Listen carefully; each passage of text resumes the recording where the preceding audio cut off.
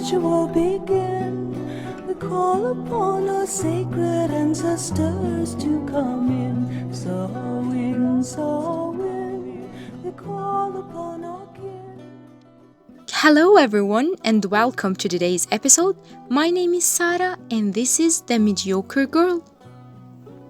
As I am in love with Halloween and I didn't get over it yet, also I was busy partying, this is your late Halloween episode. We all love Halloween, or I assume all of us do, as I love it so much. It is the time of the year when we can be as weird as possible and no one can say anything about it.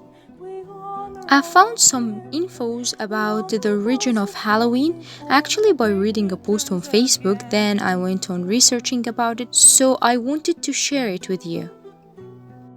Now, normally Halloween is the All Hallows Eve or the Saints Eve. It's the day where you remember saints and holy people. Also, it includes trick-or-treating, carving pumpkins, wearing costumes, and having bonfires.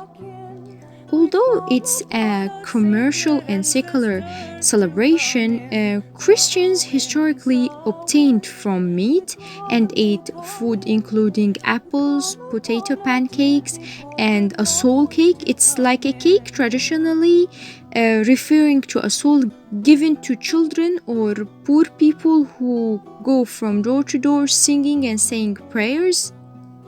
Also, Halloween is linked to the cultic harvest festival, the Gallic festival, samhain, which is a pagan celebration which is believed that it was Christianized to be the Halloween. And you know me, I see ancient traditions and pagan festivals and I fall in love. I am not pagan, but I am fascinated by it. And also, I honestly believe that you cannot understand the way you behave and think until you understand the way your ancestors behaved and thought.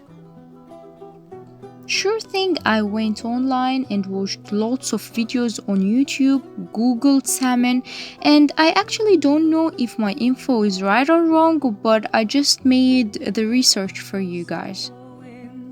Surprisingly, lots of info is out there and that is the first time that I got across it. Now, as I am a witch and apparently witches do celebrate salmon, I should have known about it.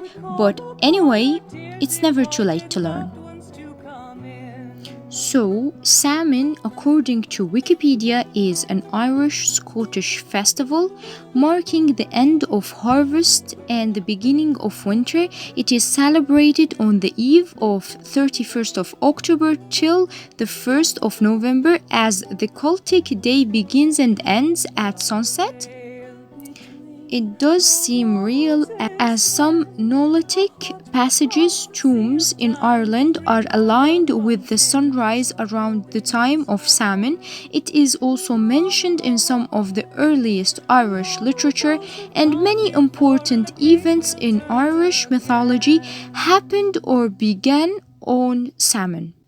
It is believed that the veil between our world and the other world is the thinnest on this eve, and all the gods, fairies can cross to our world. Also, spirits of people who passed away can come back to our world. So they light fires outside to guide the spirits. They also put some food and drinks for them to enjoy. Now, for the tradition of dressing up, it comes to the idea that they wanted to disguise themselves as fairies or spirits, so the fairies and spirits wouldn't hurt them, or maybe if they hurt some person who passed away, he won't come back and revenge.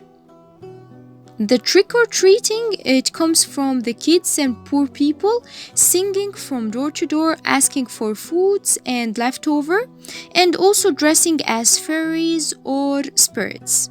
But a very important question, when did salmon disappear and Halloween appeared?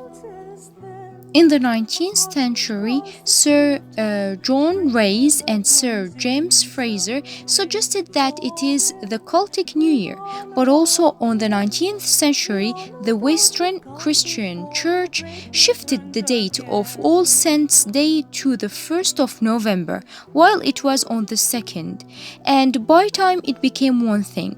And nowadays, on the 20th century, the new pagans and Wiccas are observing Samhain as a religious holiday.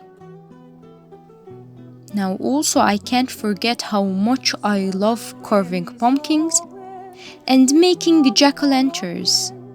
And little did I know about the fascinating story behind it. Now originally jack-o'-lanterns are made of potatoes or turnips, but as the celebrating of Halloween turned from UK to America, and as they have lots of pumpkins and it is much easier to carve them, we nowadays use pumpkins. And the folk story goes like this. Stingy Jack thought it's a brilliant idea to invite the devil over for a drink. He went with the devil and had good time. It seems that the devil wanted a second drink, but Jack didn't want to pay for it. So he convinced the devil to turn to a coin so he can pay for them.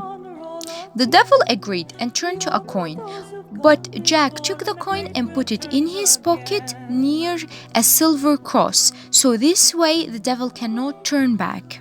Jack asked the devil to leave him alone for a whole year, and the devil agreed. A year later, Jack tricked the devil to climb a tree. Then he carved a cross on the bottom, so the devil cannot come down.